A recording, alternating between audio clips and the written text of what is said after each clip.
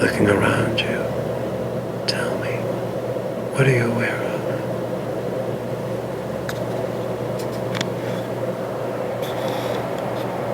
I'm a little boy. And what's going on around you?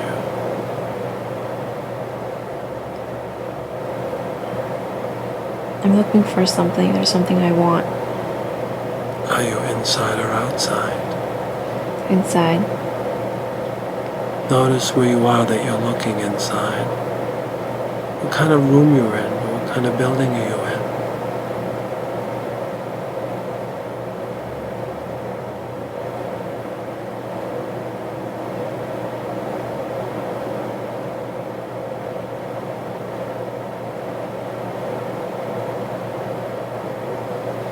It's either a warehouse or a basement, somewhere dark. And as you move around, notice your feeling in this moment.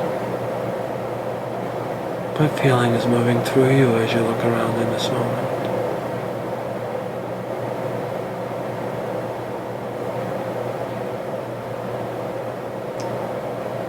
I need to hurry up and look for something.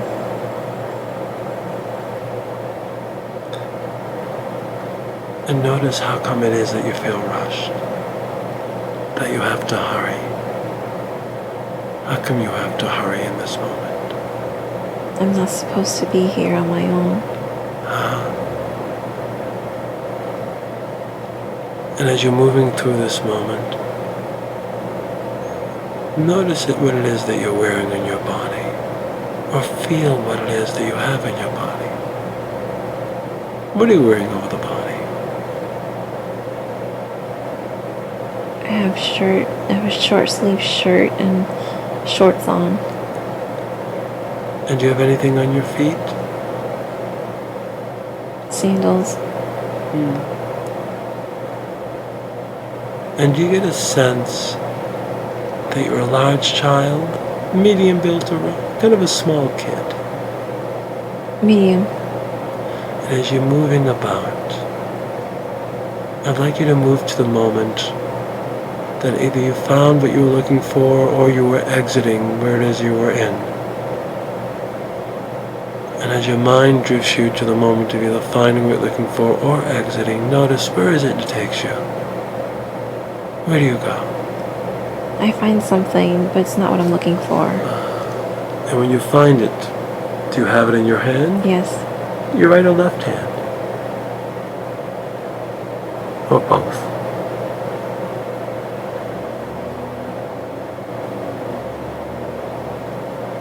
Both. What is it that you have in your hands in this moment? It's a white object. It looks like it's plastic. A toy. Or part of a toy. Do you feel as if you're looking for a toy? Or looking for something else? I feel like I went in looking for a toy, but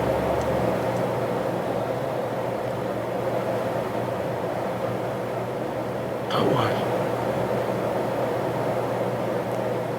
But if I find something else, it's okay. Move beyond this moment then, to the conclusion of this searching in this moment. I want to know what takes place at the very end of this. So as you move to the end of this moment, tell me, what do you do?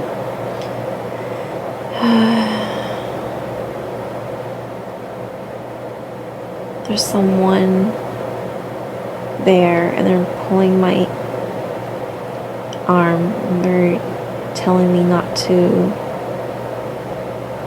go off alone like that. Your right arm or your left arm that's being pulled?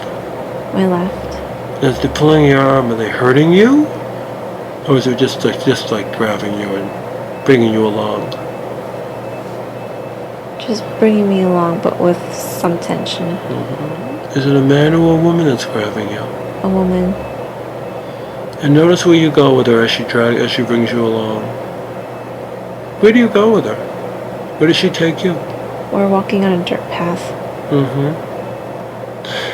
And as you're walking along this dirt path, do you have any idea of the building you were in? It's an abandoned building. In the dirt path as you walk along, are there other buildings along this path? There's other buildings. Are they abandoned or are there people in them? Or they There's look- nobody in them. They're just used. The other buildings are used for work hours, and it's not a work hour. And as you're walking on this path, is this a paved road or a dirt path? Dirt. And your grandmother, where is she? Or the woman that's with you? She said it was your grandmother? No, it's my mother. It's your mother. Is your mother to your right or to your left? Left. And as she walks along, notice how she's dressed. How is she dressed? Also, she has a long skirt on with a loose top. Is her hair long or short? Long. Is she an old woman or a young woman?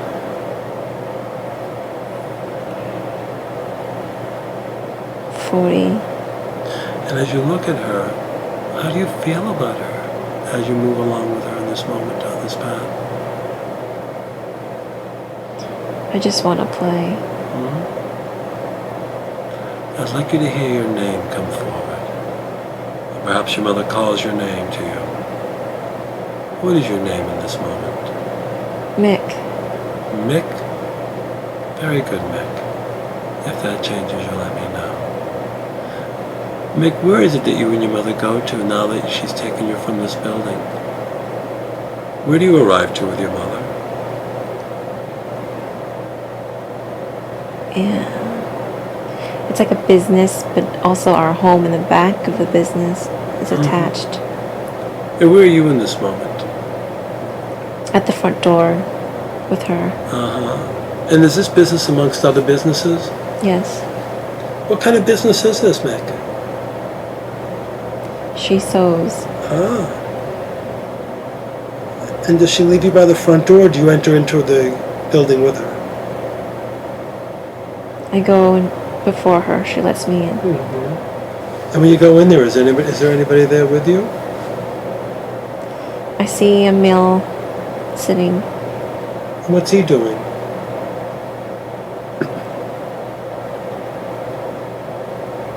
He has a needle and a piece of cloth. Or he's sewing something, maybe.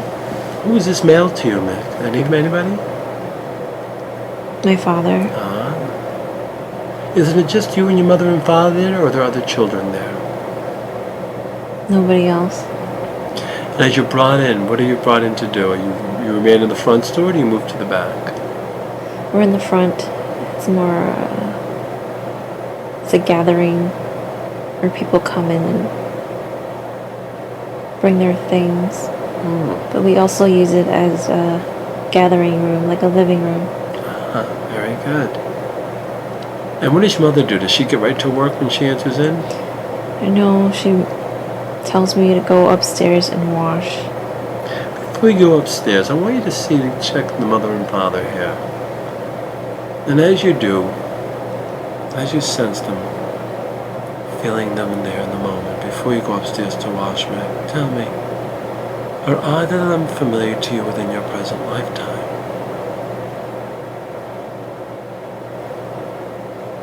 First impressions.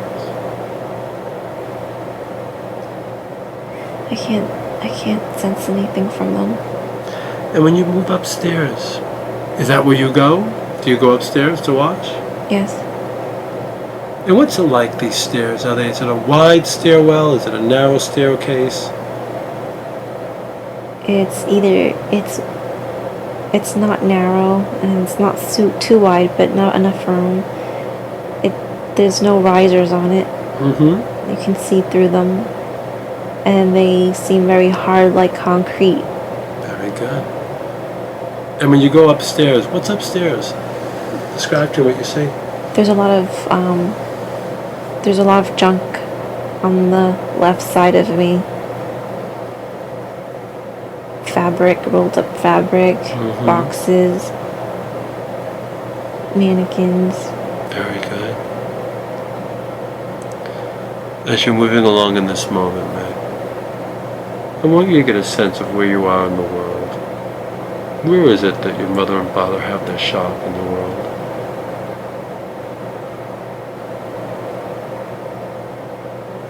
What's your first thought? I have an image of Europe. Very good.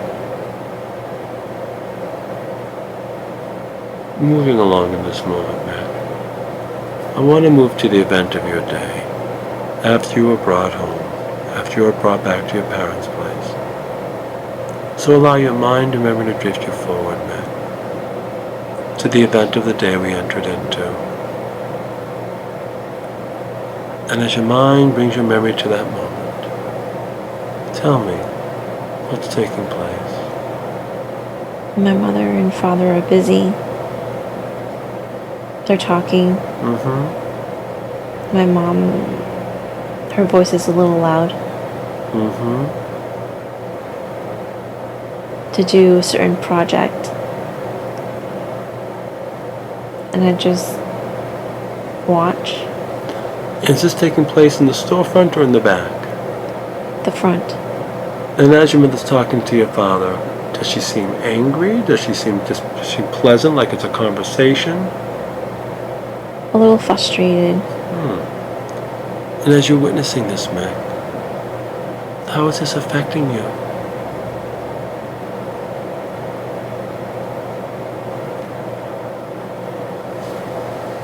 I think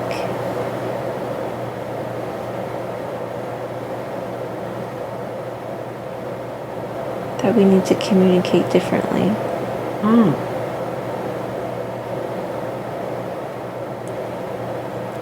What makes you think that, Meg? What makes you think you all have to communicate differently to each other?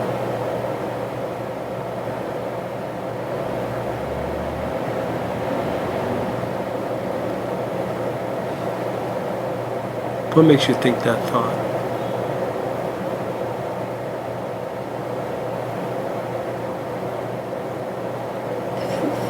If this communication is not getting anywhere,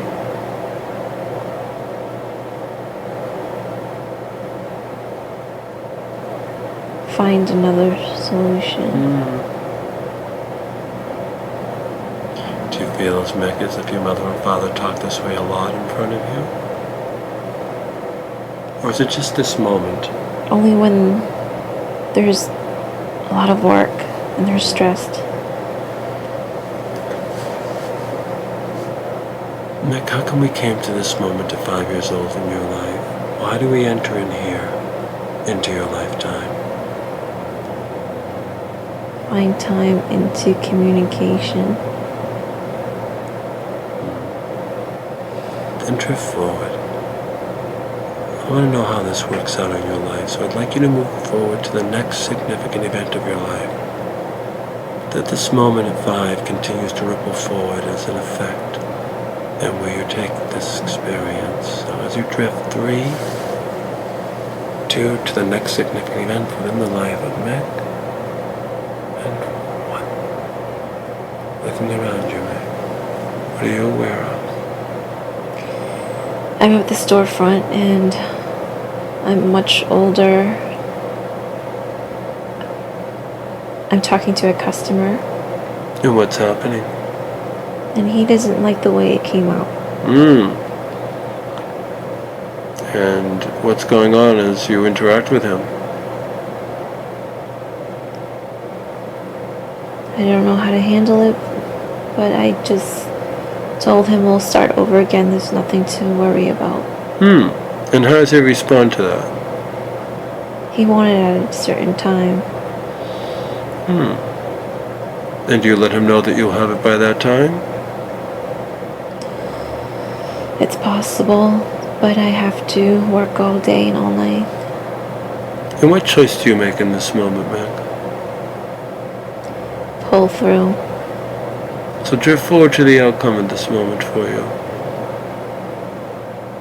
And as you drift forward now, do you make it to the time when you're able to have the suit for him, or no? He's happy. I'm in front of him now, and it's daytime, and I give it to him, and he's happy. And did it require you to stay up all night? I was up for 2 nights. 2 nights.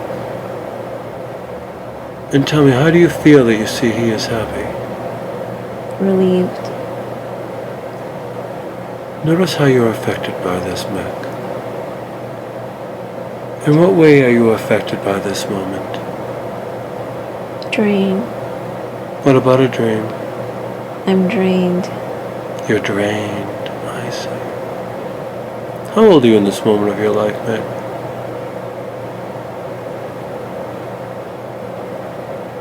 27. Do your parents at all work in the shop too? My mother does, but my father does farming. Are you happy to be there, Mick? Working in this shop? I don't mind. There's nothing else to do.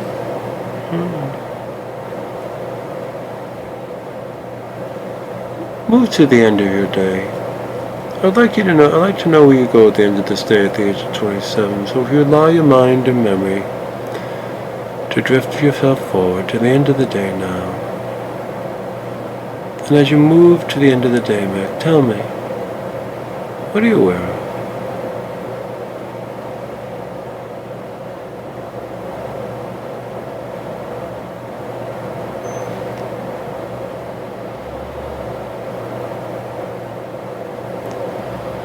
What else could I do?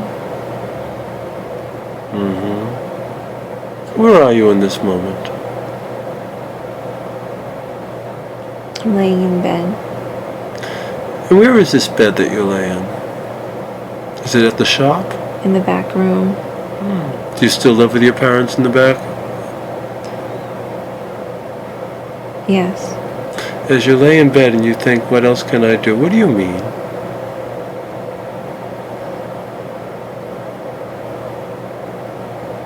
Are you thinking like what else you can do to get out? Are you thinking what else can I do? I'm just going to live this life. What other skills? What can I do? What's making you think about that, Mick? How come you're thinking those thoughts late at night? To expand and grow.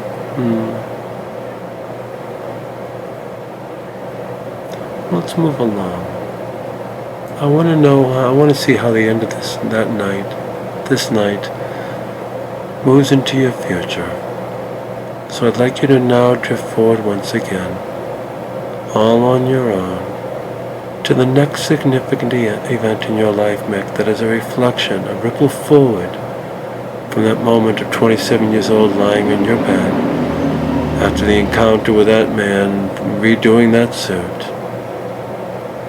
And as your mind drifts your memory forward to the next significant event that is a reflection of this, tell me, what are you aware of?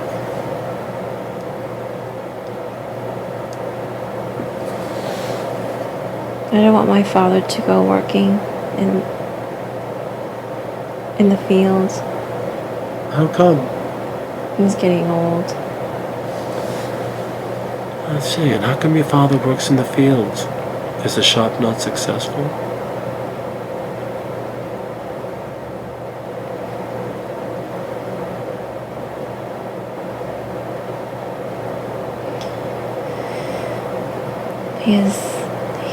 He needs to get out of the house. He needs to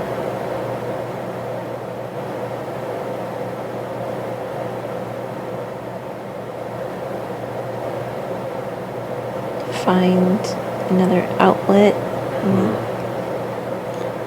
Where are you in this moment? Are you trying to stop your father from going to work, or what's taking place? It's morning, and this is before we open shop.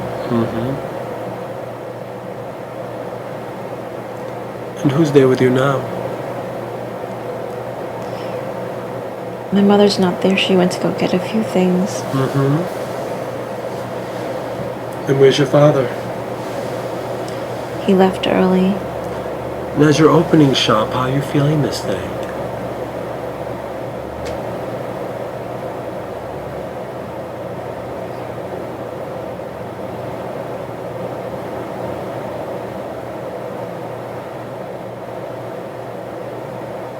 feelings within you make this day? To start something new.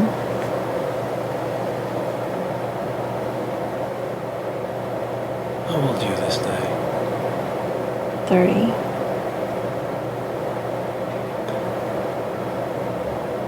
What takes place in this day, Meg, that makes this day so significant for you?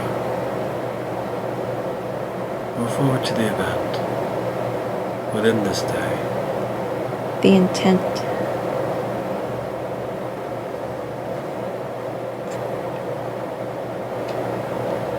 What about it?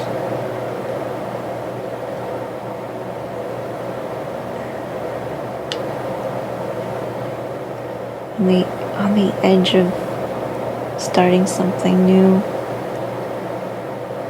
And what is that?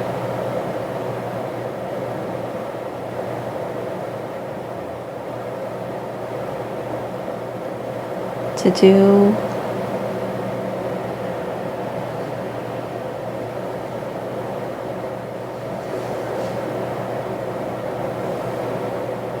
I seem a little doubtful. And as you're in this moment, Meg, noticing where you are, what's taking place?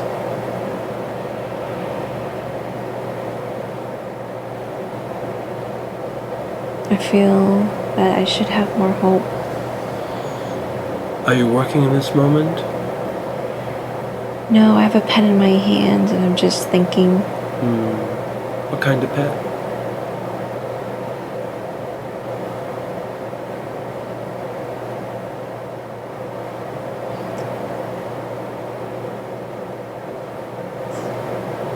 It's a metal ink pen with silver and gold. Oh, a pen. I see. I got you.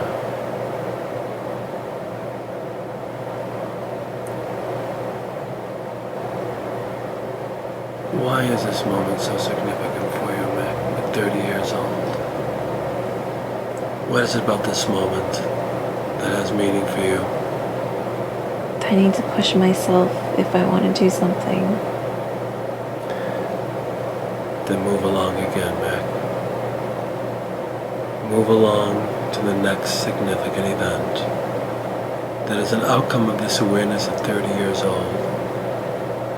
And as your mind drifts your memory forward to that next significant moment, that is an outcome of the thought of wanting or needing or feeling to do more. Notice where you are. What are you aware of? I'm in a different place and there's paper and I'm sketching out things. And what's taking place as you're sketching things out? Design. What are you designing?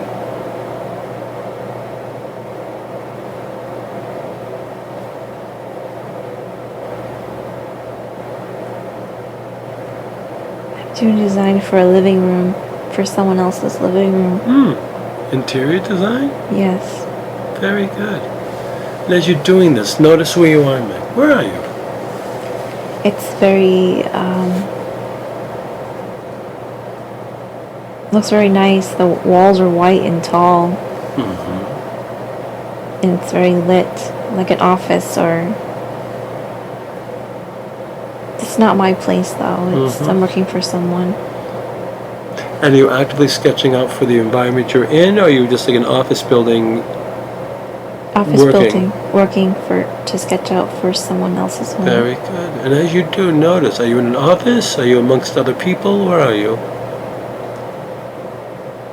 There's people near me, but they have their own desk and they're also doing their own project. Looking around this environment, Meg, notice how others are dressed, how you are dressed. What year does it feel like to you?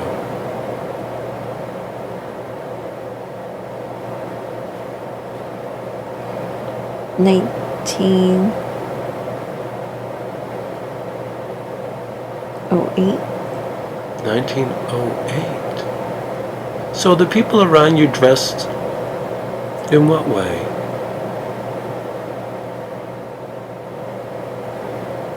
The women have skirts. There's two women, and there's one other male, and he has pants on, dress pants. Very good. And the environment around you? Is it a large place or a small place? It's very large. Are there a lot of people in it? Just a few. Just a few. And as you're sketching in this moment, how do you feel?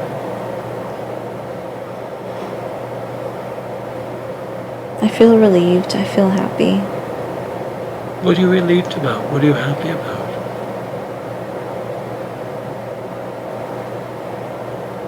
There will be enough. There will be enough. Notice in your mind what that means. There will be enough what, Mick?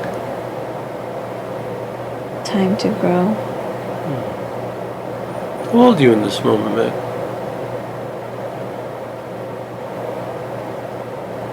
32. Do you still work at the shop?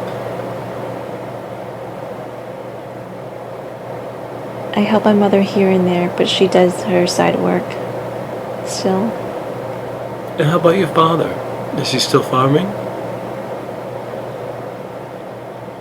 No, he's at the house. And what is it that made you capable of leaving your mother's shop to do what you're doing, Mick? How is it you got to this moment? That I can still provide for them. This position you're in, have you been in it long? No. 6 months. Are you an employee or more like an apprentice? Employee. Very good. And you seem to have a talent for interior design, Mick. Yes.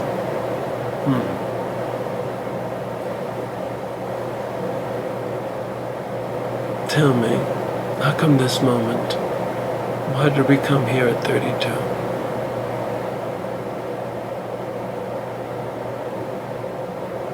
I see that I can arise.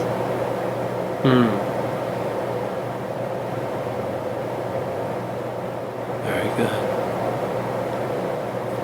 Let's move on once again, but this time I want to move forward to the most significant event in your life after the age of 32, but prior to your death within the life of Mick. The most significant event as I count from 3 to 1. 3, drifting away at the age of 32. 2, to that most significant event within the lifetime prior to death. And 1. Looking around you, Mick, what are you aware of? I'm older. I see myself at like a runway, and I'm getting the models ready. Interesting.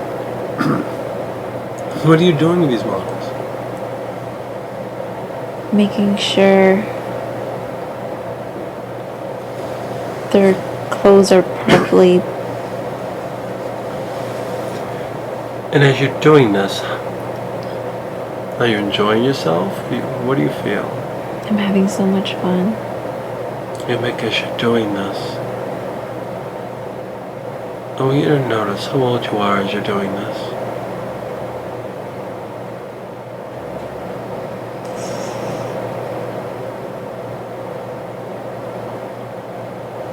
42. And as you're doing this in this moment, do these models seem to know you, they're familiar with you, like you have a friendship, or is it more like, no, there's kind of a disconnected distance? They've seen me around. They acknowledge who I am. And how come you're cleaning this clothing? Is that your job? No, I'm not cleaning. I'm prepping them, make sure they are not. Make sure they're okay before they go out to the runway. How come you're prepping them? Is that your role, in other words? I have to make sure there's finishing touches. The clothes they're wearing that they're going to model, are these of your creation or some others, and you're just working for somebody? Not of my creation. As you're doing this, Mick, you can tell me easily, from 32 to 42, how is it you got here?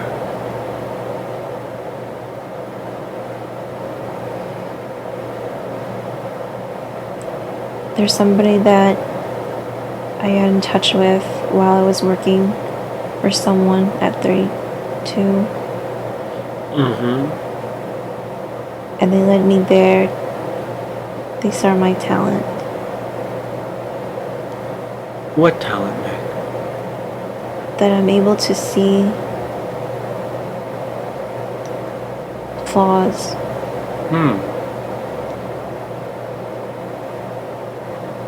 And by seeing flaws, what do you do, Mick?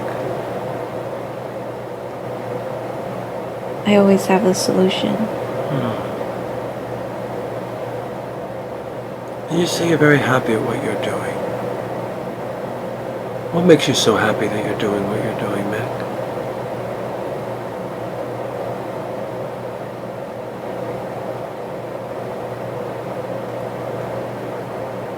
This was something I didn't think I was capable of. Where I am now, I could be more happier.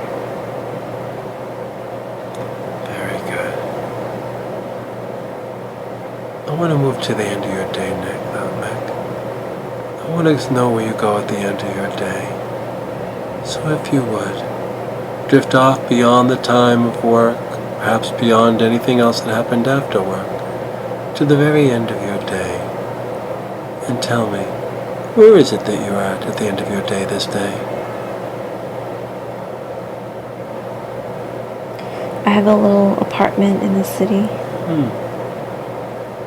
Do you share the apartment with anyone? No. And how come you live alone, Mick?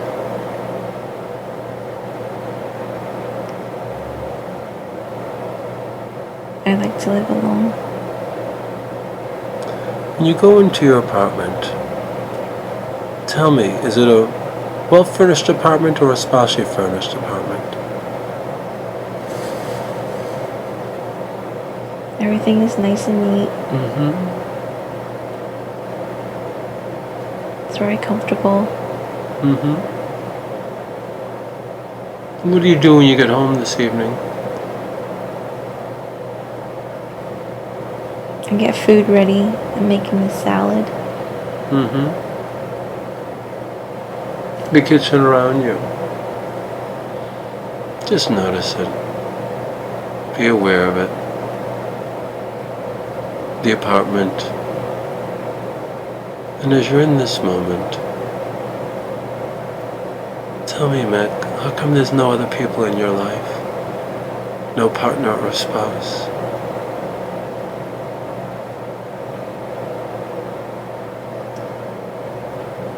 Focus on work.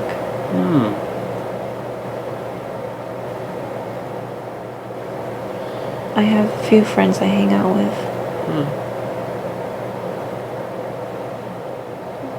As you're preparing your dinner, Mick, I want you to notice your sexual orientation. Are you a gay man or a straight man? I like women. Very good. And up to the age of 42, have you had any relationships? 2. And what happened to your relationships, Mick?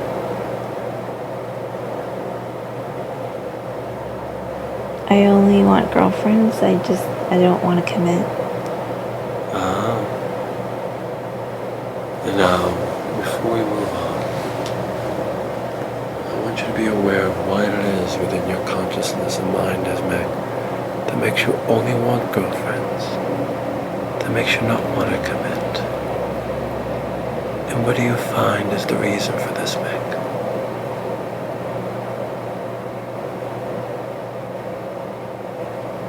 What comes out?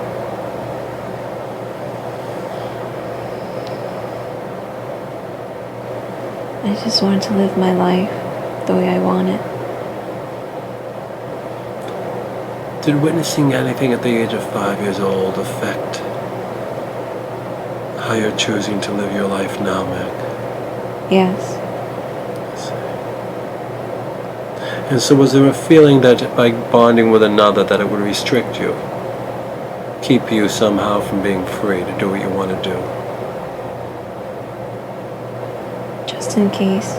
Just in case. In case of what, Meg? No agreement.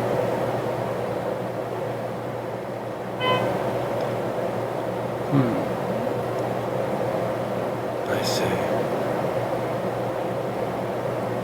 So let's move forward one more time, Meg. I want to move to the last day of your life. I want to move to the last moments of your life just before you leave the life and body of Meg. As I count from 3 down to when you move to the last moments of your life within the life and body of Meg, you'll tell me everything going on within and around you as I count 3, drifting away further, 2 to the last moments of your life within the life of Meg, and 1. Looking around you, Meg, tell me, what are you aware of? I'm on a hospital bed. And what's happening in this moment? And my girlfriend's there.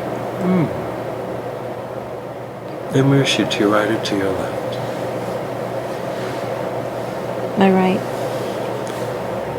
And what's going on in this moment? She said, I will always love you. And as you look at her, is she an old woman, young woman? How does she appear to you?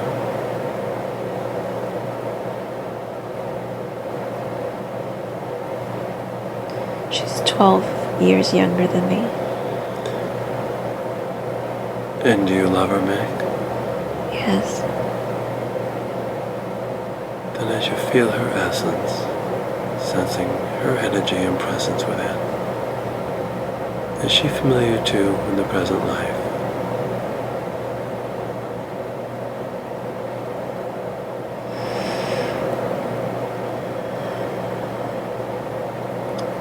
Who came up? My sister. Very good. And before you leave your life, Meg, tell me, how old are you on this day of your passing?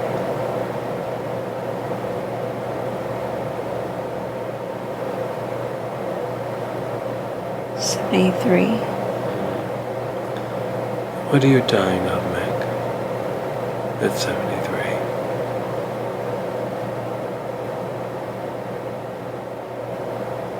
Virus.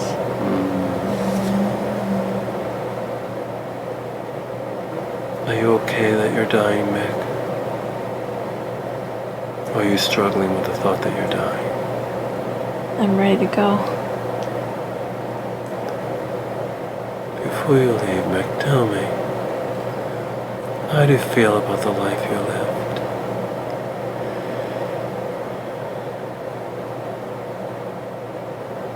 As planned.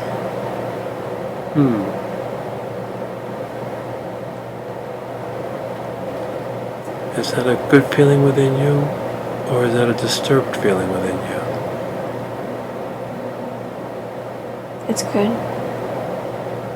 What makes as planned a good feeling within you, Meg? I control my destiny. Very good. Move up to the moment just before you leave the life and body of Meg. Just before you breathe the last breath out, before you leave his body, tell me, what thought or feeling do you have within you before you leave his life?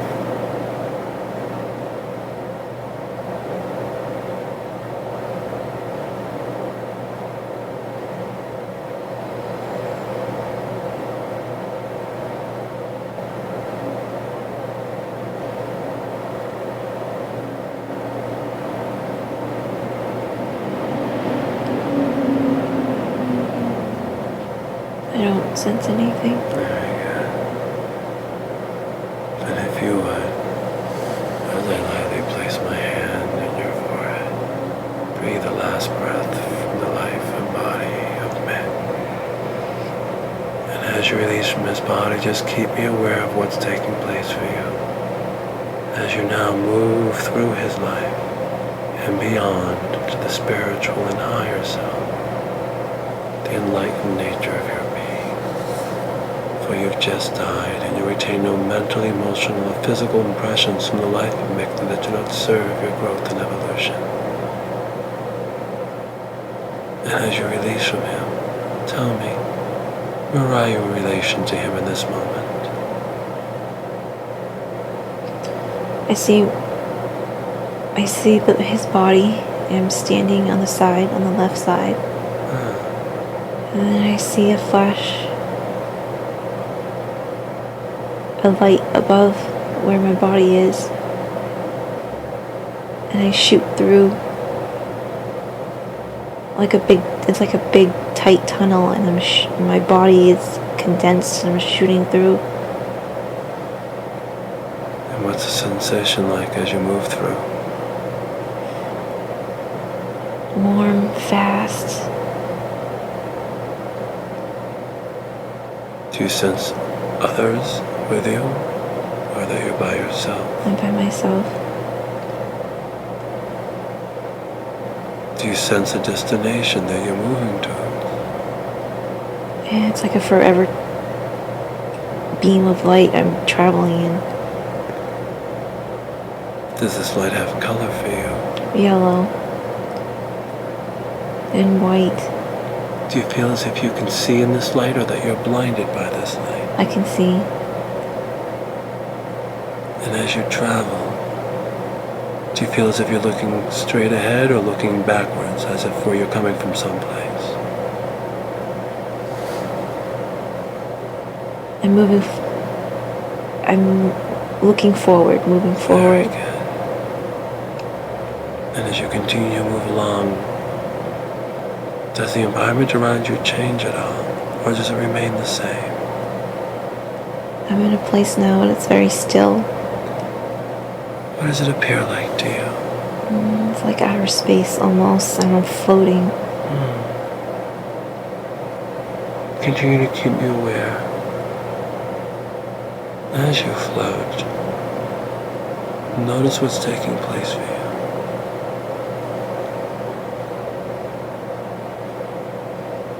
It's like I'm waiting. And as you wait, sense your presence, your being. Do you sense a form to yourself in this moment?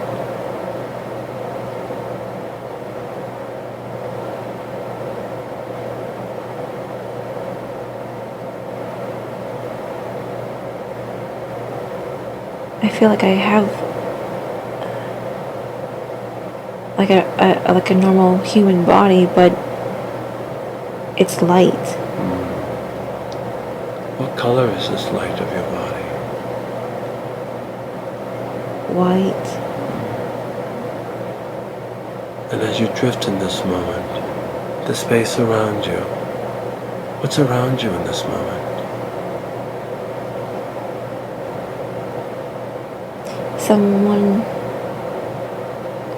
There's about 3 people that came forward. In which direction did they come from? From the opposite end I came out of. And describe them to me as they appear to you. One of them is a male and he has white hair. He looks very gentle. I feel a lot of love from him. And he's light-skinned, tall. Tall as in a human height of tall, or tall as in giant type tall? I don't get a sense of that. I just get a sense that he's a tall. And how about the other ones that are with him? There's another woman that I see. And how does she appear? She's got light hair, light short hair. And she keeps looking over at the man that I first described to you. And what takes place for you in this moment? Do they approach you?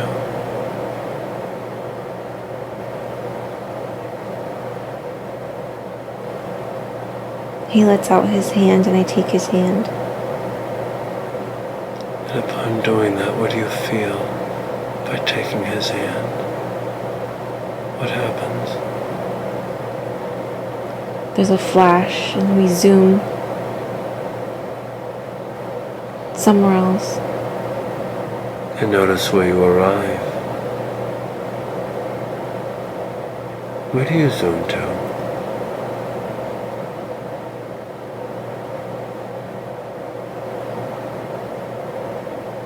Seems like I'm in a different planet. But it looks very similar to ours with more planets. In the sky. You can see the planets, and it seems like there's 3 or 4 suns. And are you on this planet in this very present moment? Yes. And the other beings, are they with you? Yes. And what's this planet like? Is it Earth-like? It's like Earth, yes. Is it green and blue and things, those colors like Earth? Yes, very similar to Earth, but the air is lighter. And as you're brought to this place, are there other life forms there besides you and these other entities? We're in kind of like a wheat field. In the wheat field, it's like fall, or where the wheat has turned brown. It's not green. And there's a tree, and I could see hills in the distance. And are you stationary with them in this moment, or are you moving along? It seems like we're moving to a house. And this house, how does that appear to you?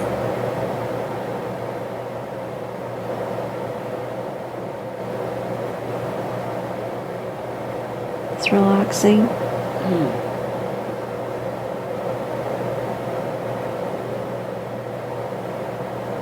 Does the house appear to be like an old structure? A more modern looking structure to you? How does that house appear to you?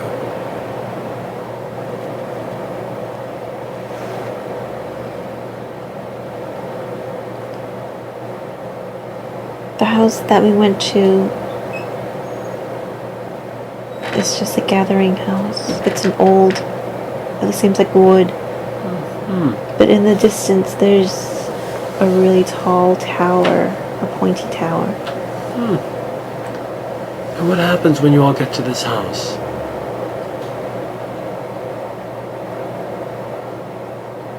We're talking. And even though it's all telepathic, what is it that you're talking about in this moment? Keep me aware.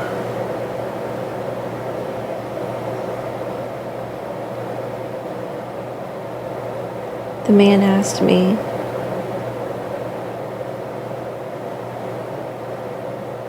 "What else do you seek? What else do you want?" When you hear that in your mind, looking at this man, firstly, are you all standing? Are you all seated? We're sitting. Are you sitting like they're across from you, or you're just sitting around a table like all together? He's across from me, and the other 2 are standing. And where do they stand? To your right or to your left, or to either side? To the right, in front of me, and they're behind the man. As you look at this man, and he asks you this question, become aware. Become aware of who he is for you and what this place you're actually there on. Who is this man for you in this moment now that you've left the life of Mick? I hear soul guide. And how come this Earth-like planet or this Earth-like environment? How come they bring you to a home like this?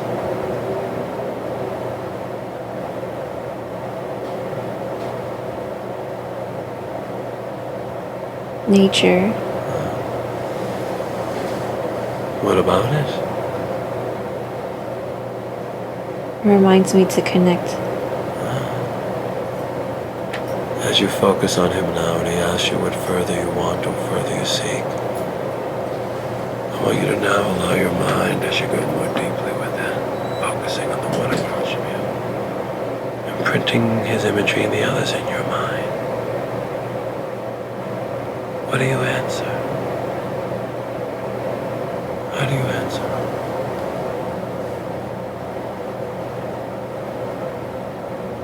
Differently is what I answer. And when you answer that, what's his response?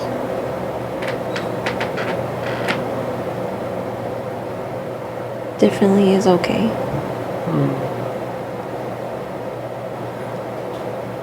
As you hear this exchange in your mind, clarify for me if you would. What do you mean by differently? The way of life.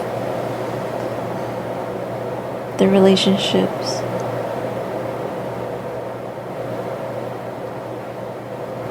I mean, you want them different from the life of Mick? Yes. As you have this exchange with a soul guide, I want you to reach into your mind and find, do you have a name for this entity, for this being? Nia. Nia. If that changes, you let me know. As you exchange with Nia, tell me, is Nia your primary soul guide? Or someone who's just working with you now?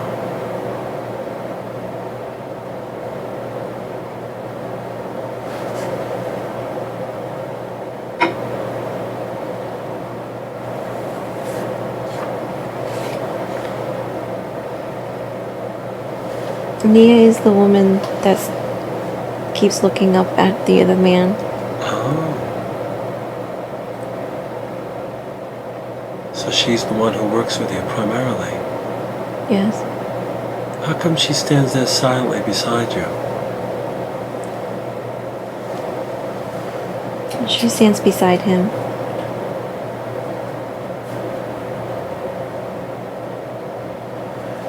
And when you leave your lifetimes, is this common for you to come back and be brought back this way? No. No. How come this time? How come this environment?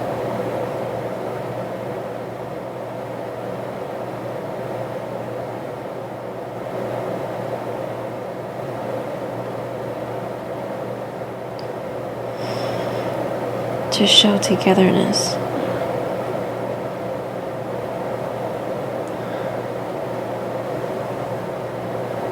When you're having this exchange with these others, is there any further discussion about the goals or the lesson from the life of Mick that you can tell me about?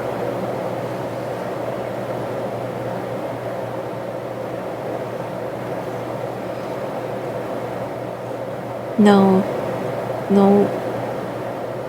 There's nothing brought up. It's just that one question. After you've given the answer, what happens? The woman just takes my hand. And what does she do? We go outside.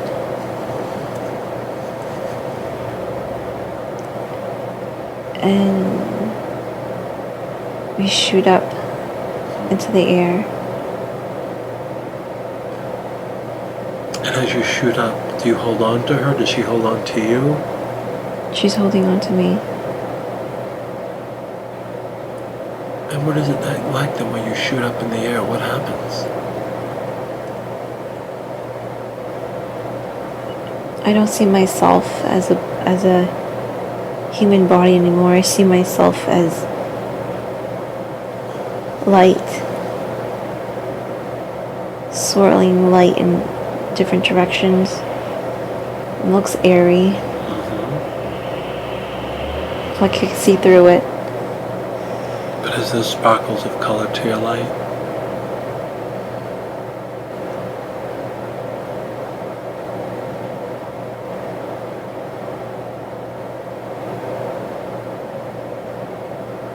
It's just a glow, a white glow. And where is it that she takes you now that she's moved you along? Where do you and Nia go?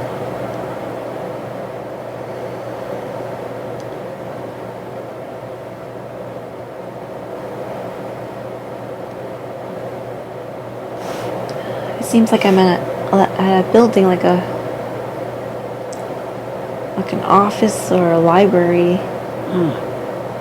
And what's taking place? Record keeper. I'm at the record keeper's place. And what's taking place? Keep me aware. I'm standing in front of a very tall man. She's on my right. And he writes down in the book, Ascension.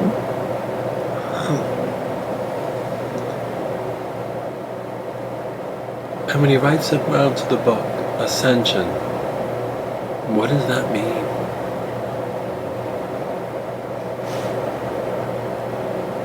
Are you aware of what that means? I'm unaware of what is written down, but I can see the word. And what follows after this man writes that word?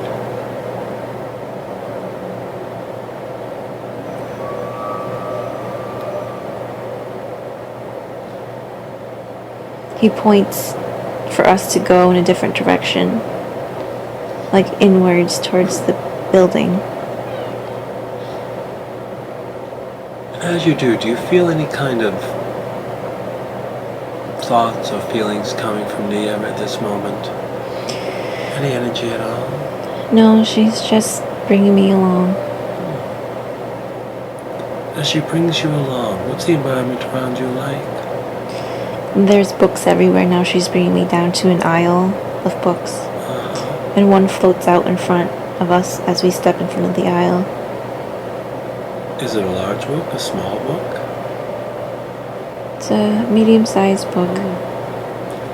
And what happens when it floats out to the aisle? I grab onto it, opens up, and I read a passage. And what passage is it that you read from this book? Life of life, encircling twice. Life of life, encircling. There's so much information. What is this book that has been brought to you?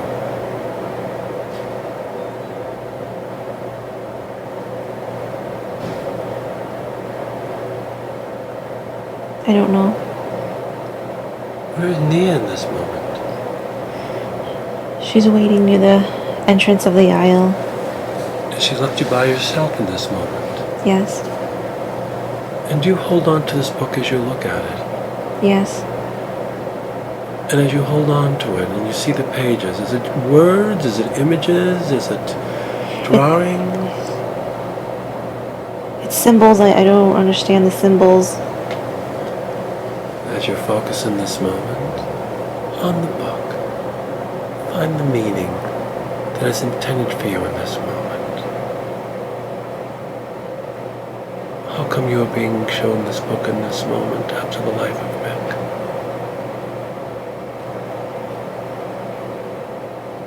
To remember.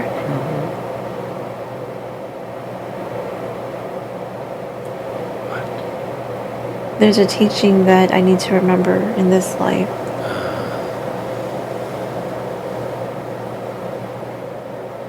And as you're gained it from this book, I'd like you now to allow that teaching to come forward, for you've been exposed to it already. Thus it is written within the psyche of your being. Find that teaching now. What teaching are you being given from this book?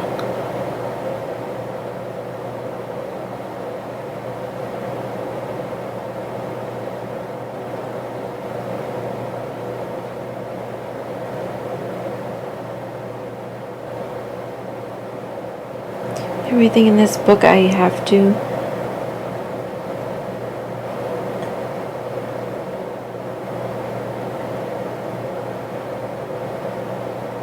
learn on my own.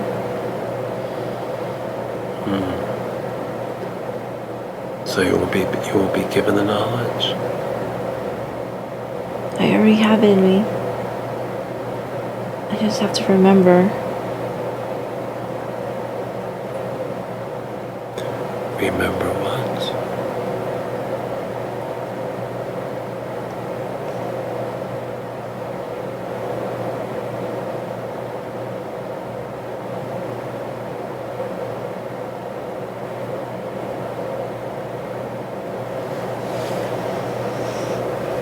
As you focus further in the moment, seeing down this aisle at Nea, what you're meant to remember is that you have this knowledge within you already.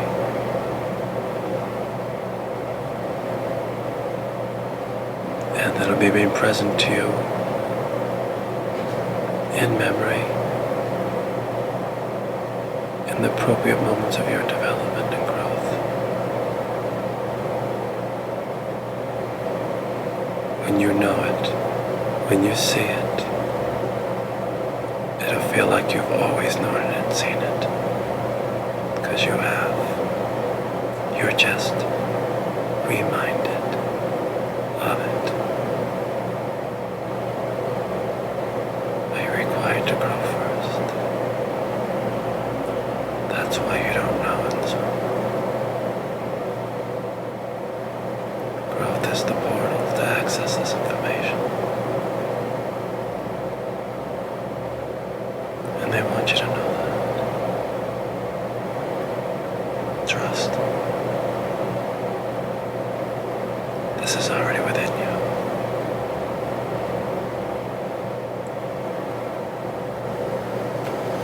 When you're finished in this moment, what do you do? Or what takes place next?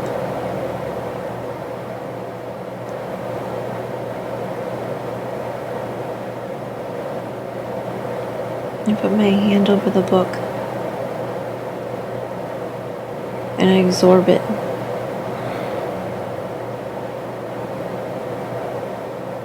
What's that like, to absorb that book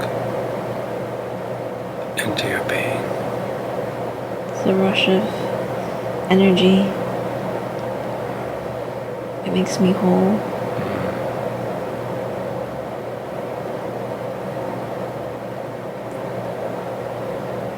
When that is complete,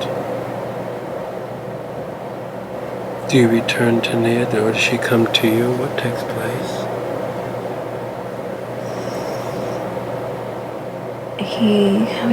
We go back down and we go back to the record keeper. And he points us to another section below on the level he's at. The first one was on the second. This one's on the first level. And we go to the aisle.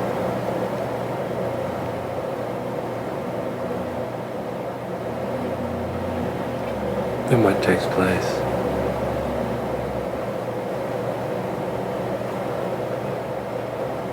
She hands me a book.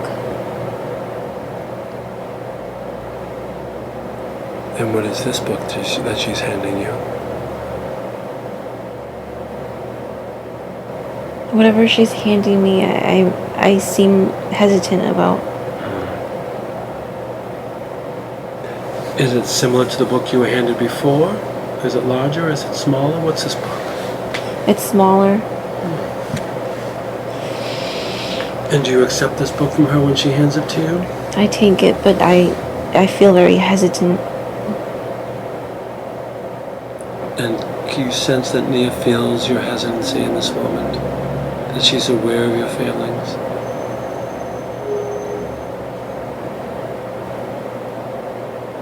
She takes it back from me. And when she does, what does she do? She puts it back. Is there any further exchange between you and her when she takes it back? She said, "You're not ready."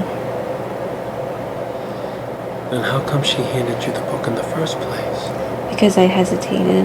And then she said, I'm not ready. And what is it you're not ready for?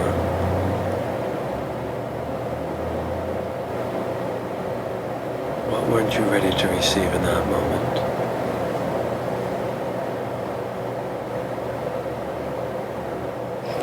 I don't feel it. I just felt, as soon as she handed me the book, I didn't even open the book. I just knew. After she places the book back on the shelf, what takes place next?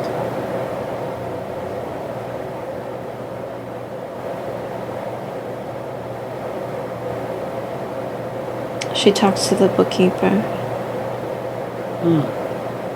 Or the record keeper. And where are you in this moment? I'm waiting near the aisles.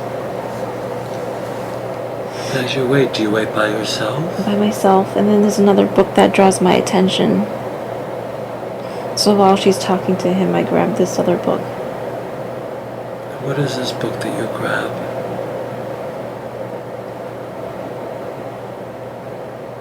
It's about nature.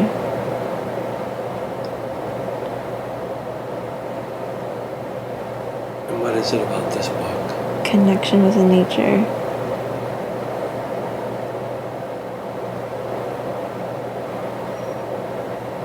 And I told her, this is the one. What makes that book the one for you? It makes me happy. It makes me whole. And does Nia respond to you in this moment? She says there's a change in course.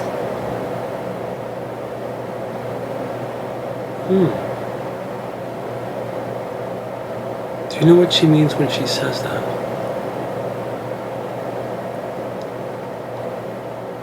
No. When she says it, do you hear it firmly in your mind? Do you hear it compassionately in your mind? How do you hear it?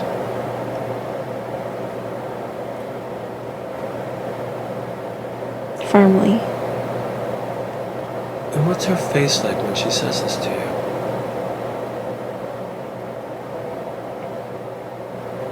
Is it soft or is it stern? Stern. And how do you feel that Nia has said this to you? I don't care. What don't you care about? If there's a change in course. It doesn't bother you that there's a change in course? No. It doesn't bother me, but she seems to be bothered. Or there's something that I don't understand, but she does. it seems.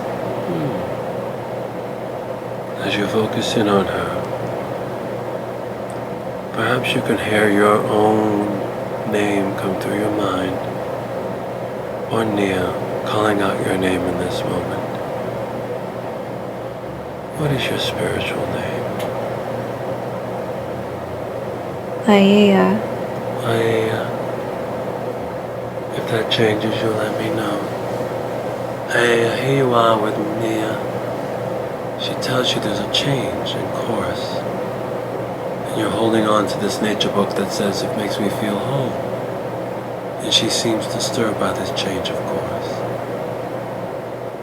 As you've experienced this moment with Nia, tell me, has she been your guide for long? No. The man used to be my guide, but now she is. What makes Nia a good guide for you in this moment of your development?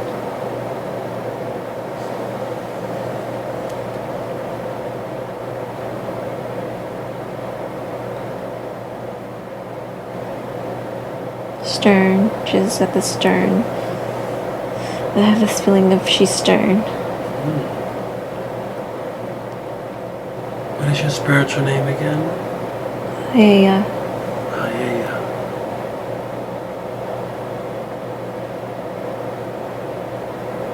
Very good. And how come a stern soul guide works best for you in this moment of your development, Aiea?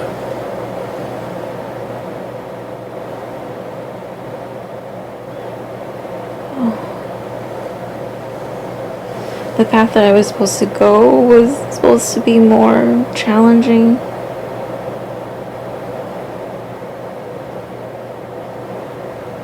What was supposed to be more challenging for you?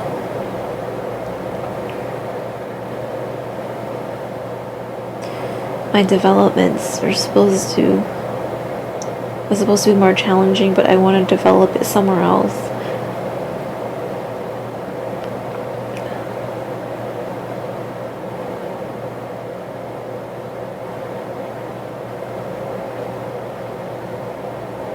And I chose nature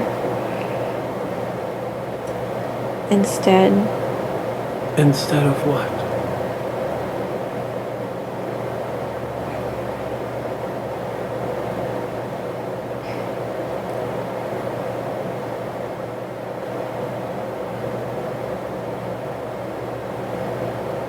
Power.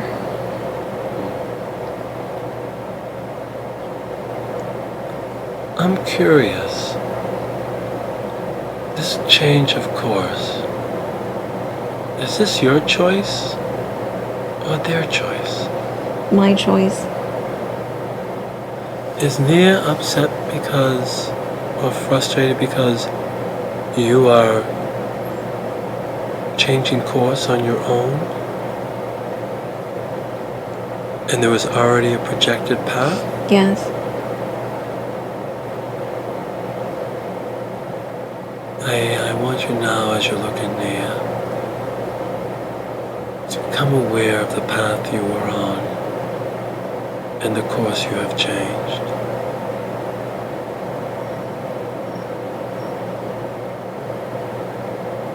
And as you become aware of this in your mind,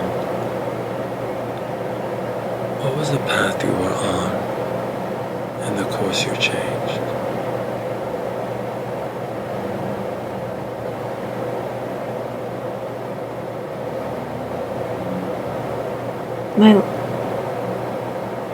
I was supposed to learn about power, but instead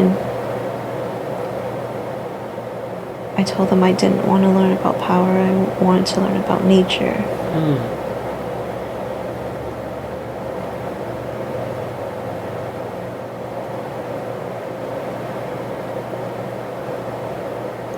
And how come they would want you to learn about power? How come Nia would want you to learn power? To influence something I lack. I see.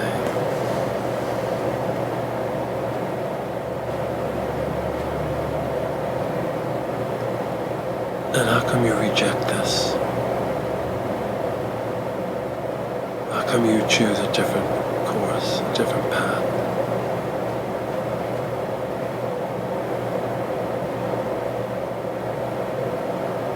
I feel nature should come first.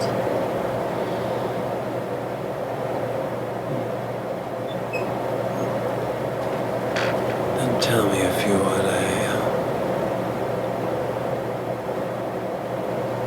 have you learned well about nature and the lives you lived? Or have you learned more about power in the lives you lived?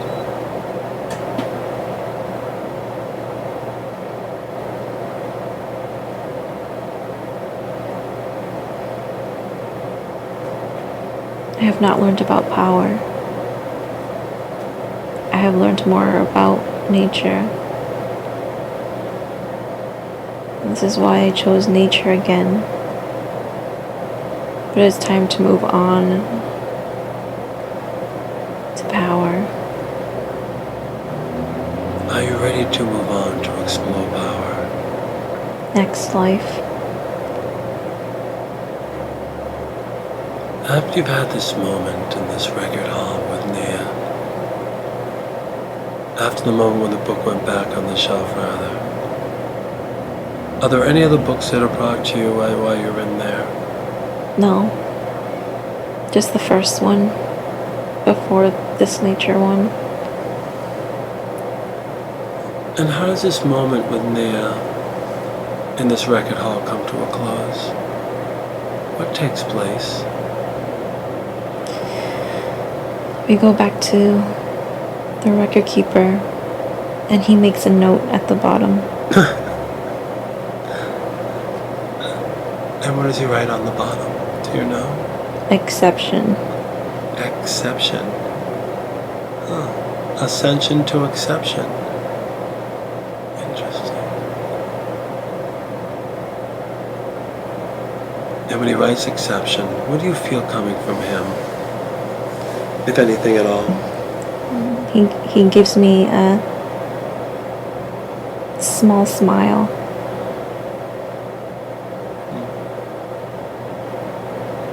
Well, you are one who seeks to do it differently. What does this tell us about your spiritual character? How does this give us a little bit of a look-see into your spiritual person?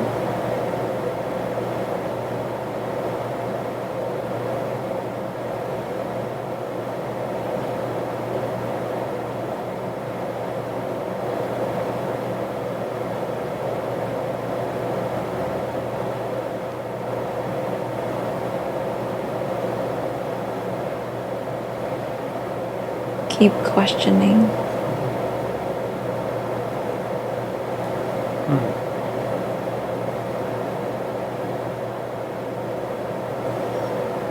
I see. And what does keep questioning tell us about your spiritual character? What does that say about that? Light-hearted. I'm sorry? Light-hearted. Light-hearted.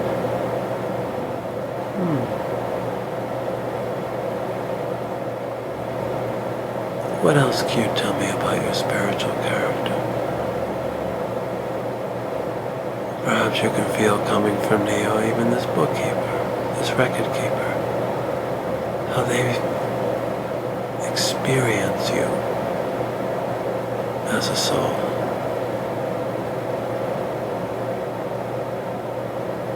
And what comes up? Give me a few words to describe you.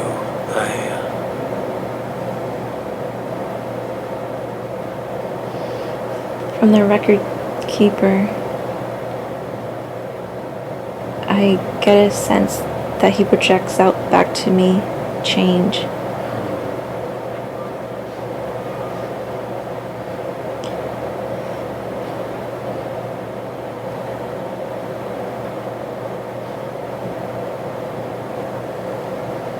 Change in relation to what? that I make the change.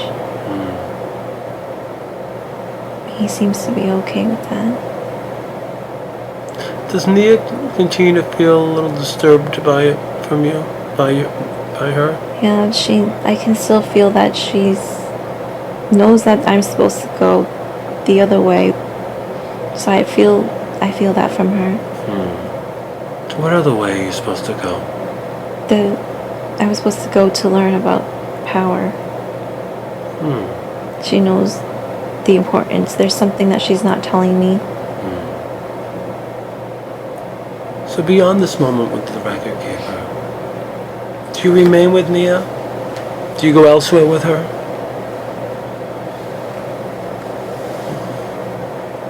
She stays there. And what do you do?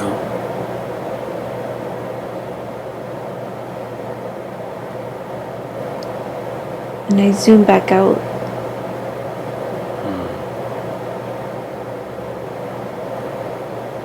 Back out into where?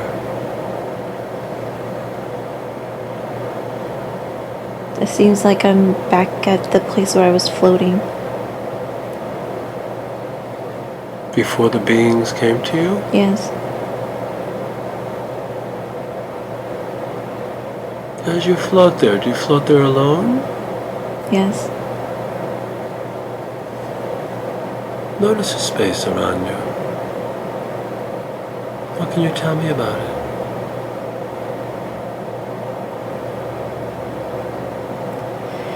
It's all dark. And I can hear, it sounds like a muffled noise. Like universe noise or...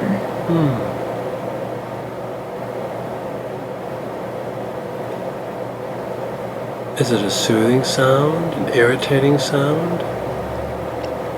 No, I like it. And as you're floating in this moment, how come you came back to this place before journeying further along? I know what I want to do. What is it you want to do that you know?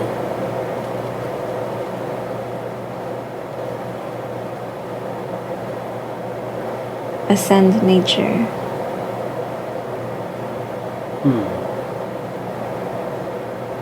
Interesting.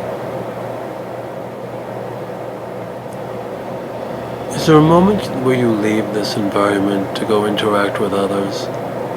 Be it peers of souls or master beings or any other kind of activities beyond this moment? No. Then how is it you prepare for your next incarnation?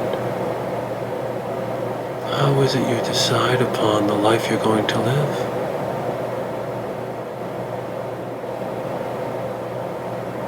I don't know, I just understand something. I'm ready.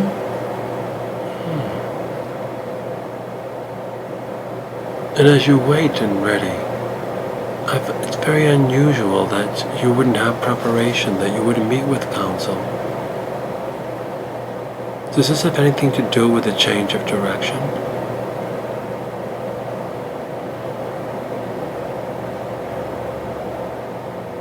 Yes. But I didn't care. What is it you didn't care about?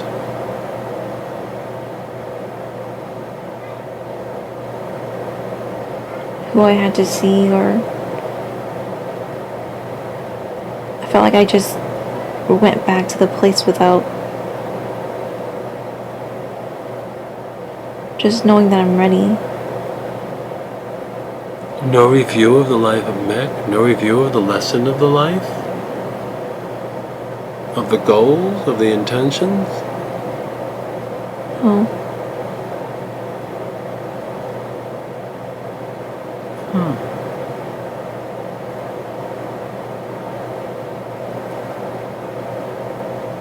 Tell me,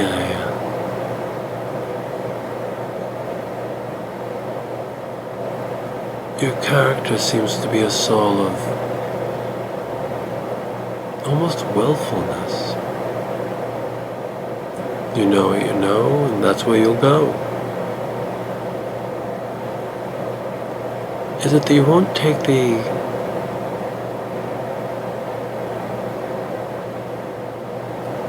thoughts of others into consideration? That you're so absolute about what you want?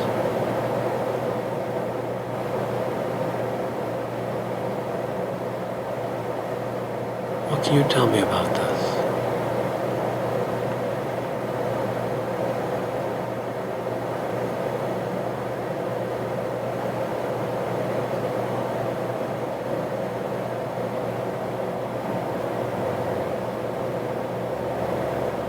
I made my choice.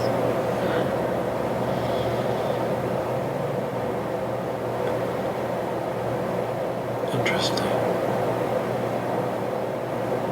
And what choice is it that you made? What choices did you make about the next lifetime you were going to live? The importance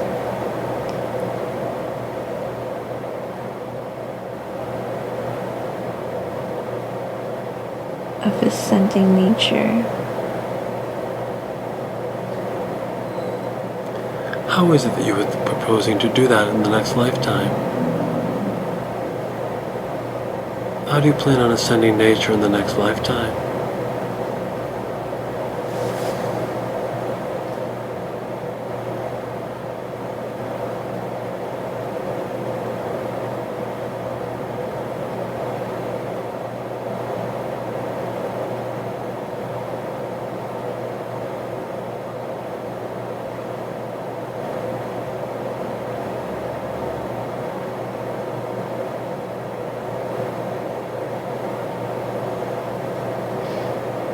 What comes up? How is it that you ascend nature in the next lifetime?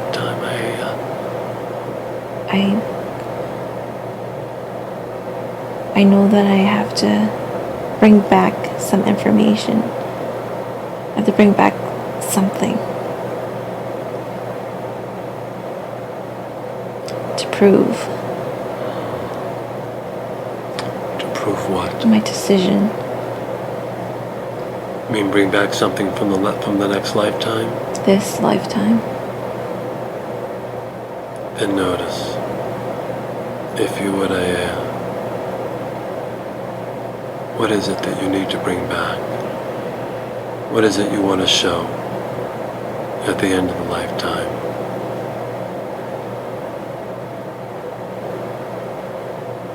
Capable of change.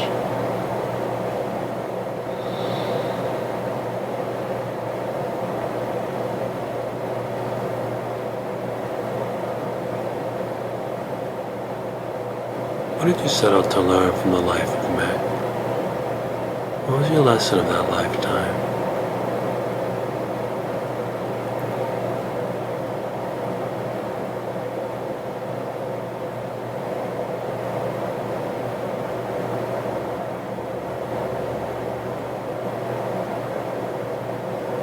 Destiny.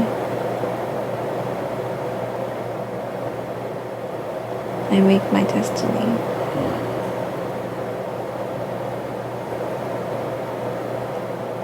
And how is it that you made your destiny in the life of Meg?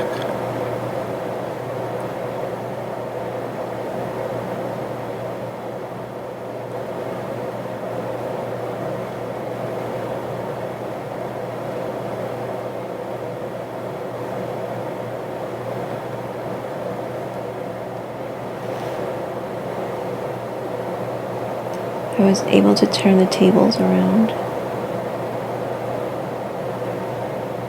And how is that?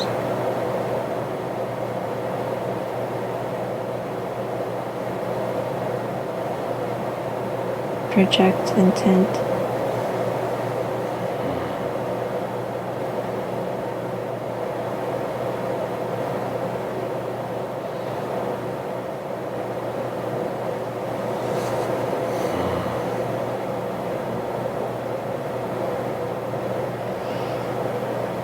And how is it you bring that forward into the next lifetime you'll live?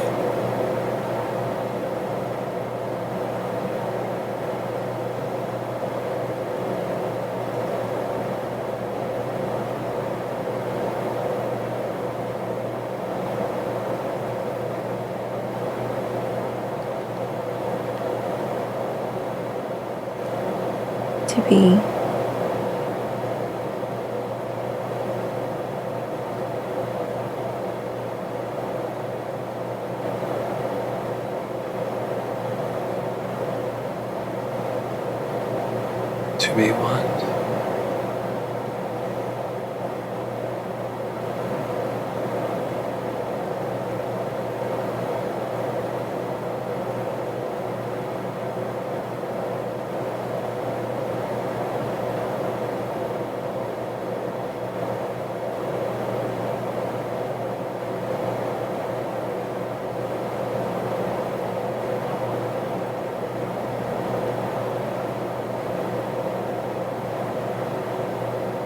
What comes up for you?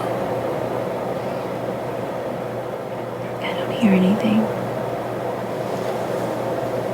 As you float in this moment,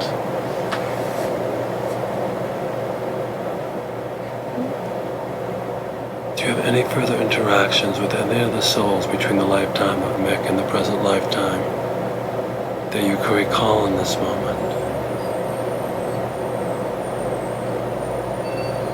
Or is it you're just sent from this point back into the lifetime?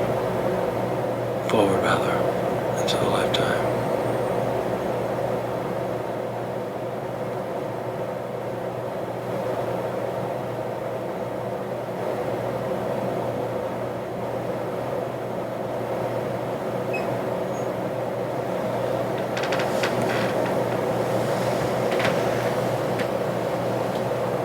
There seems to be like a projection on the side of me.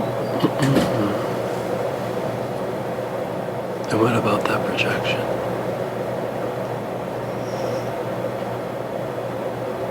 There seems to be some beings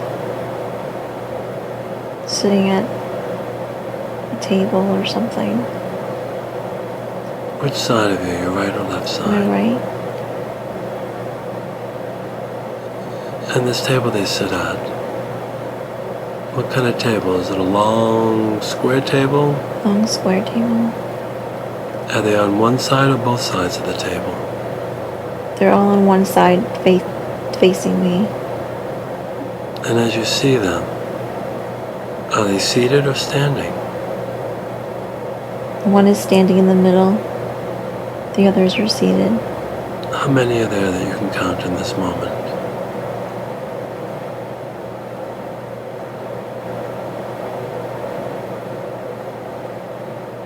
6 or 7. And the one standing, is it a male or a female?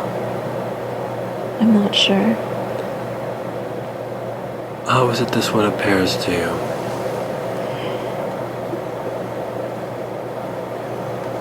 She has a weird shaped head.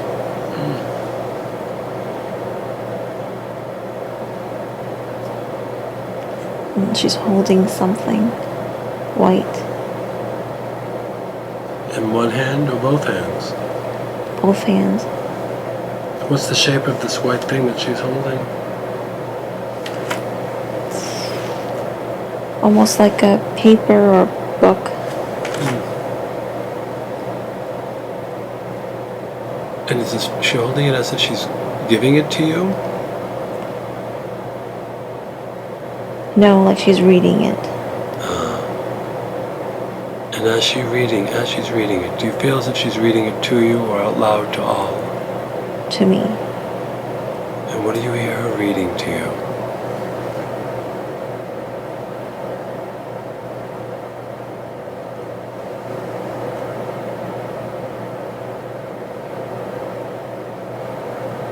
What comes through your mind?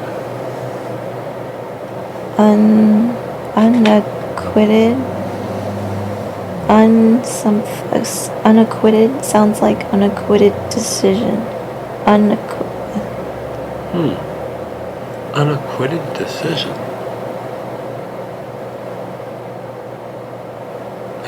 move into more clarity. And I see the other ones nodding. They're sitting at the desk. And do you feel this is a good thing taking place or not a good thing for you? What feeling do you have? Move on. I'm moving on. You're moving on. Moving on from that or just moving on from what they're saying? From that place. And we're noticing where you're moving to.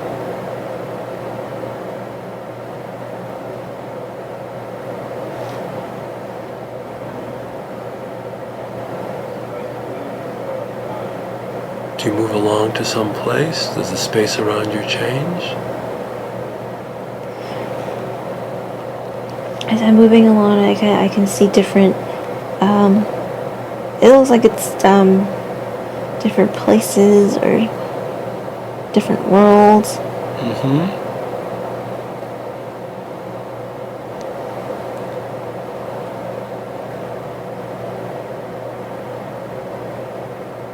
And as you move along, is there a moment that you stop again?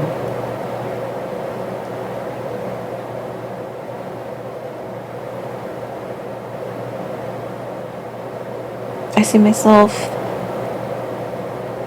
orbiting out of where I was traveling into this beam of light. I see myself orbiting out. Mm-hmm.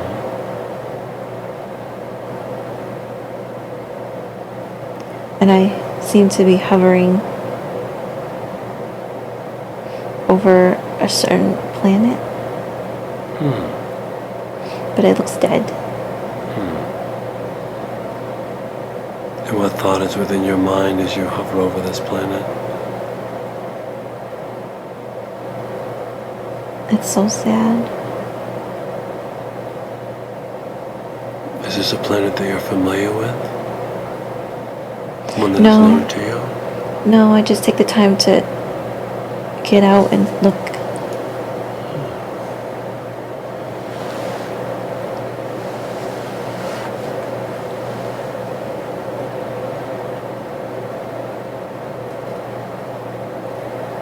And for what reason do you just get out and look?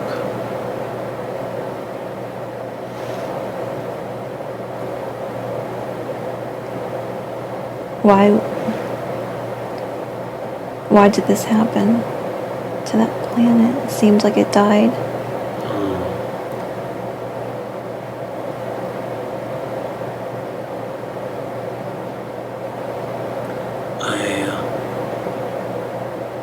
Is there a moment where you transition into the spiritual dimension fully?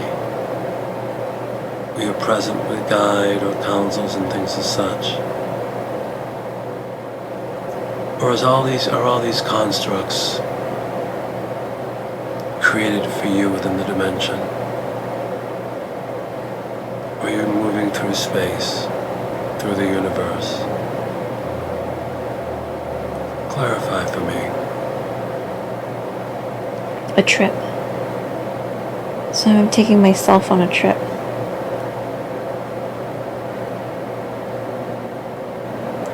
And in this trip, what's the reason? What's the purpose of your trip? I'm trying to explore, to understand what I need to collect about nature.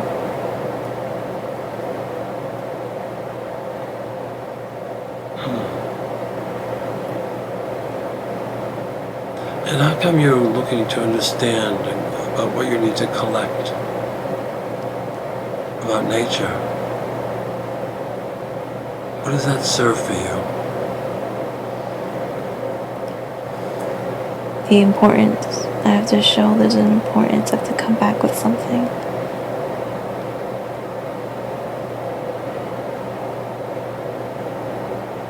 Come back to where? To them. Who is them?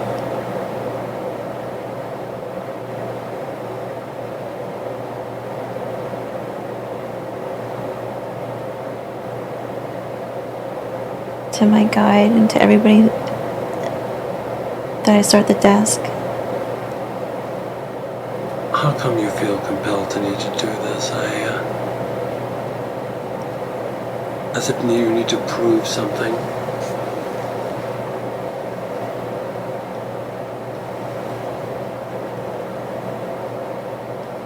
I feel that there's something that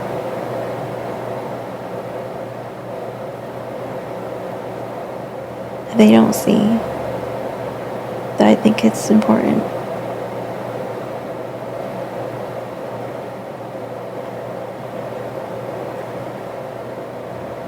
I want you to notice, as this is a memory within you, imprinted within you, in your skin and psyche as a soul. Do you find what you are looking for, and you bring it back to them, or not?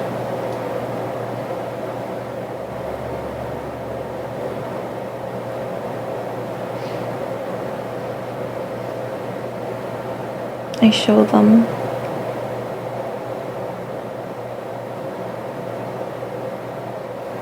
Show them what?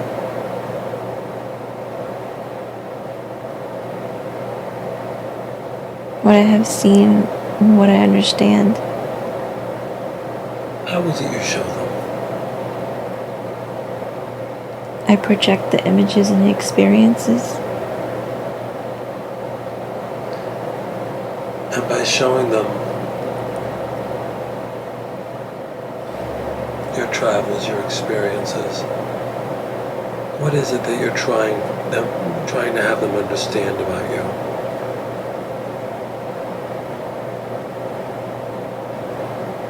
Or what is the purpose for showing them all this? To give a chance. A chance at what?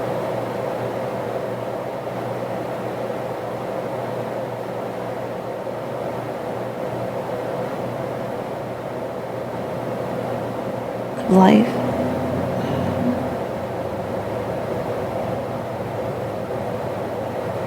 How is it that takes place? How is it that life has a chance? Whose life? Or life in general?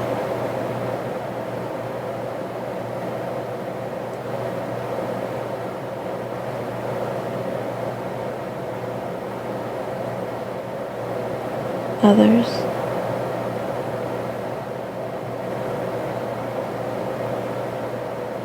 Who are the ones at the table for you? Who are they to you, Aya? Judge. What kind of judge?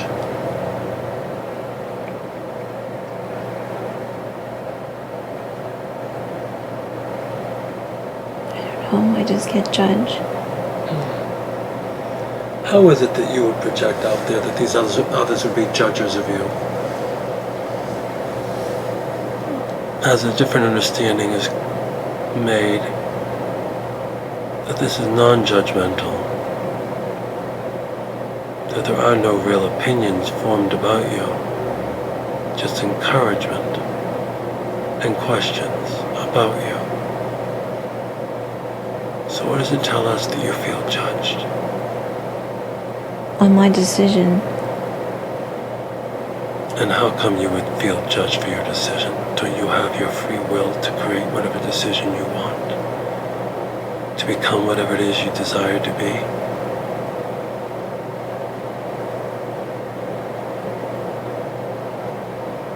Yes, it's free will.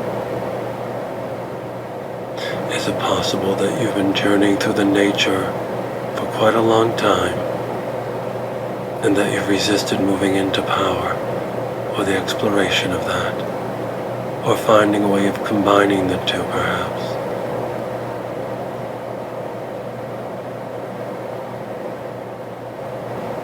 Has there been resistance within you?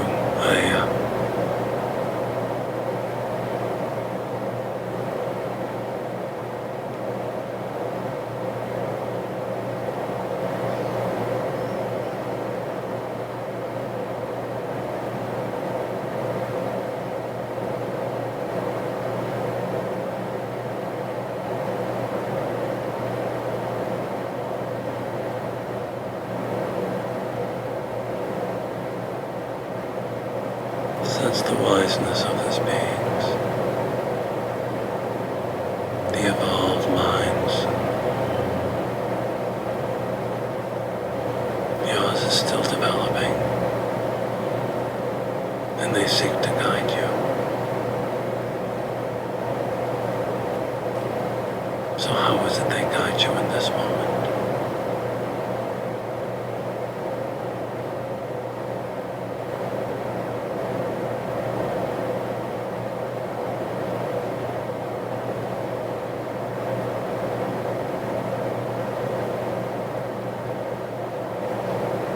To let me search.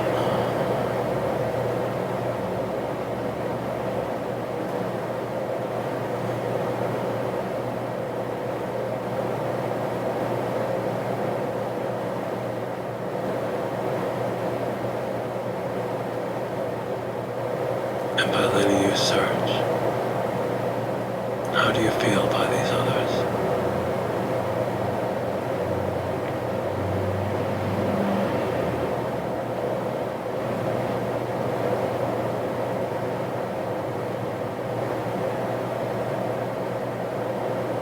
I still feel that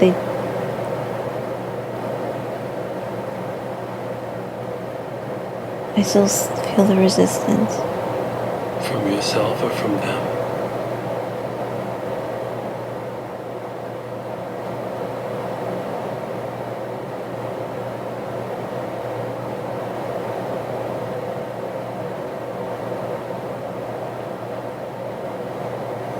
Not from them.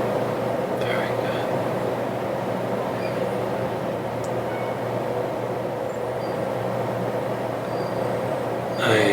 As you're with these others, I'm wondering if you could tell me about your very first human incarnation. So if you just bring your mind to that awareness,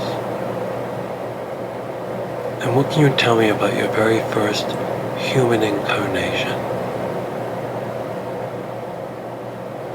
Were you male or female?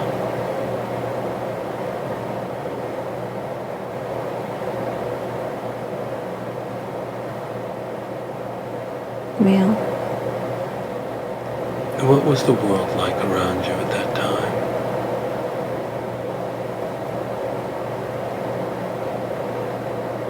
I'm squatting down on the ground and there's rocks around me. Are you dressed in any clothing of sorts? Covered in anything? No. In your body? Is it hairy or not? Hairy. And do I you have a lot of hair. Do you squat by yourself or with others? I'm by myself. And are you outside or inside something? Outside. And the environment around you, what's it like?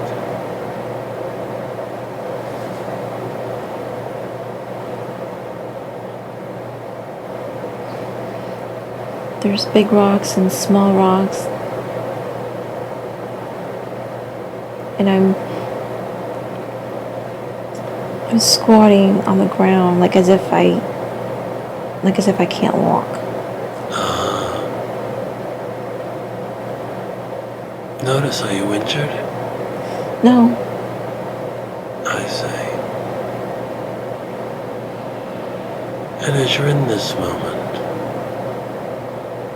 tell me, what is it about this lifetime that took place for you?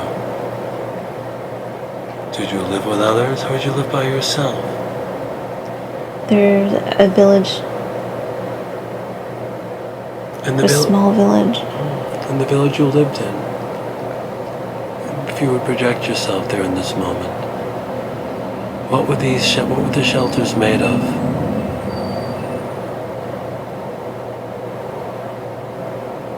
Rocks. And were there many people in this village? No. And did the people look like you in this village? Yes.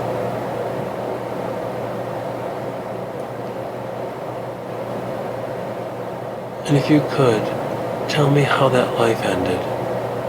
What happened to you in that lifetime? at its end? I died in water. In the water? Yes. How is it you died in the water?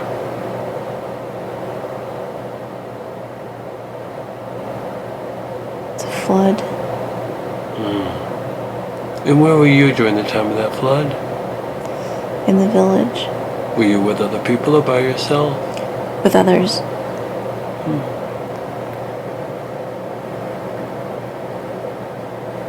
And when you died in that lifetime, tell me, what did you leave with? What thoughts, feelings, or regrets?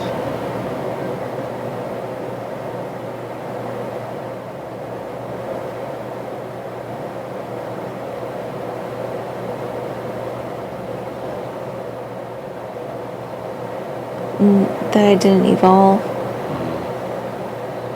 I see.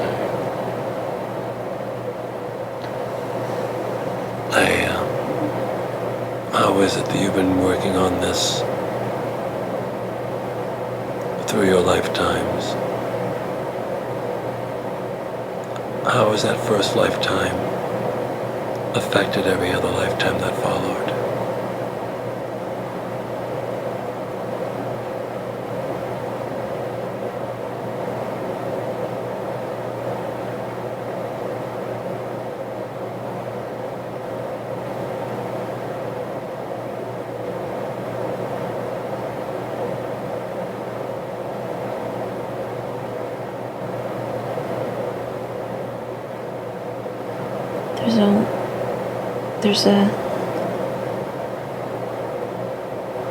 There's a certain time to learn, and then we have to renew.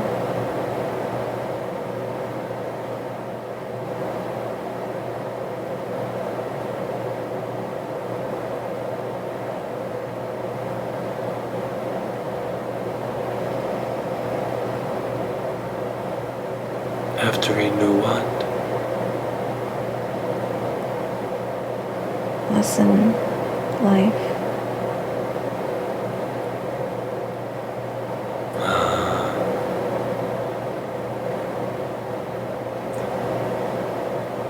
So in your next incarnation after the life of Micaiah, what was the lesson you set out to learn, or you're going to set out to learn in that next lifetime?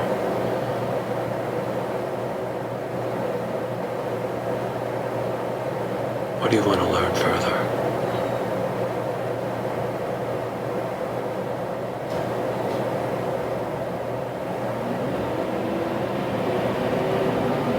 Seek possible outcomes.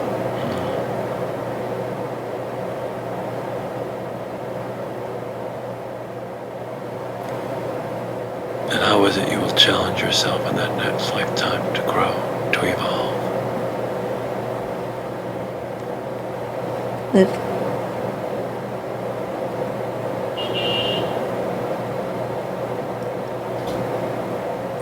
Live.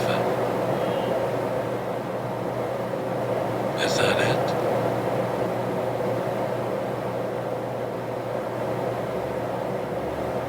Yes.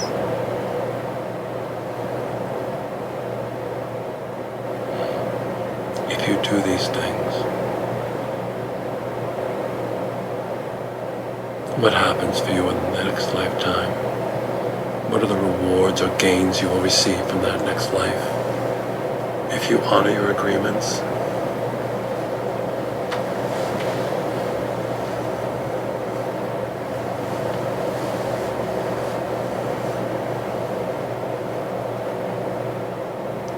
Decision for the next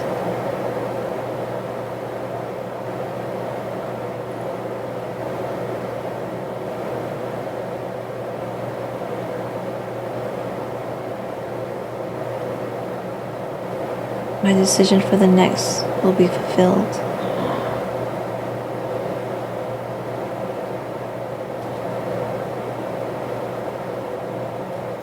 Where are you in this moment? Keep me aware. Are you in front of those who are in front of the table? Who are behind the table now?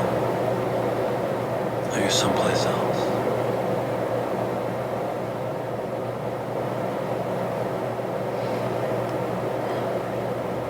It's in front of a bright light. And what is this bright light to you in this moment?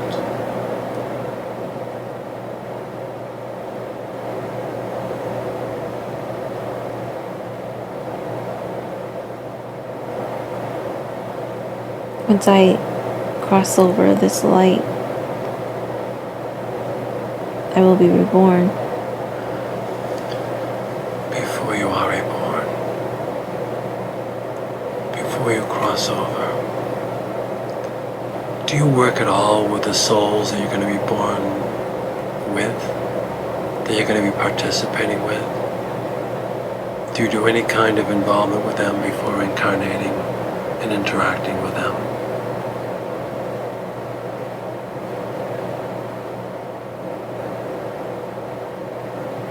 I don't see anything.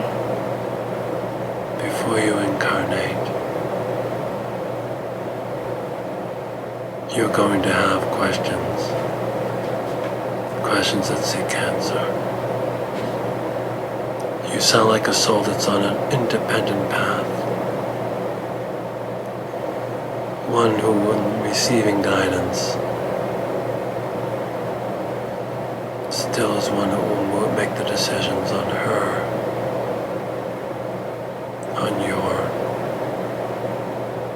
desires, what you seek to fulfill. Yet it seems as if the others are acknowledging you are ready to grow further.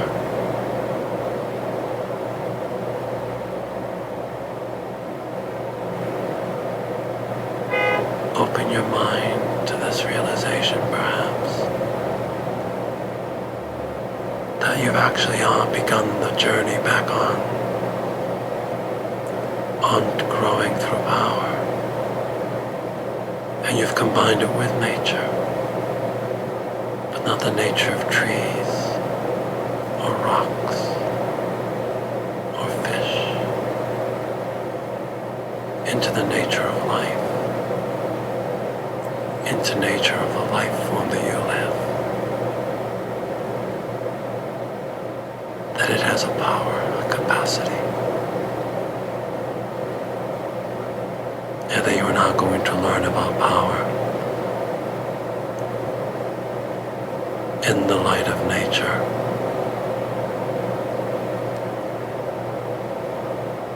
And what it means to speak your voice.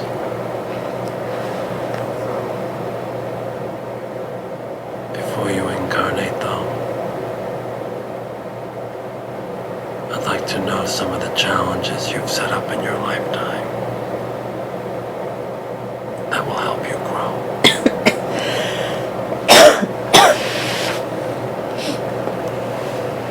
So if you would,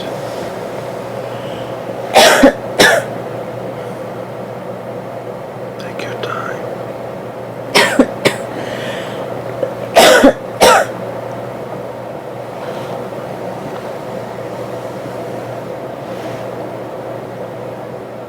Notice, does the throat need water?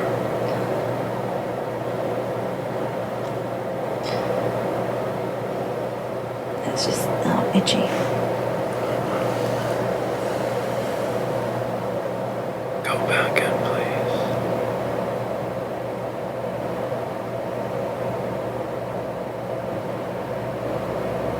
See that light in front of you, that portal into the next lifetime.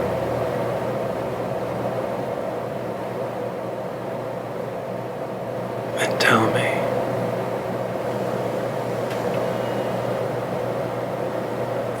what are the challenges you have put forth in the next lifetime to help you grow?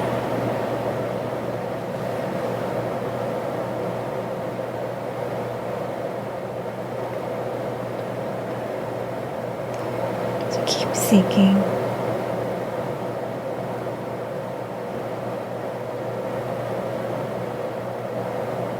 Change. Question.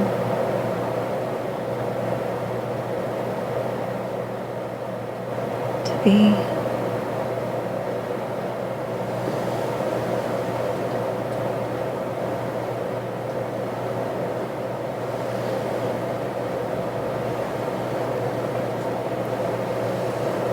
Come on.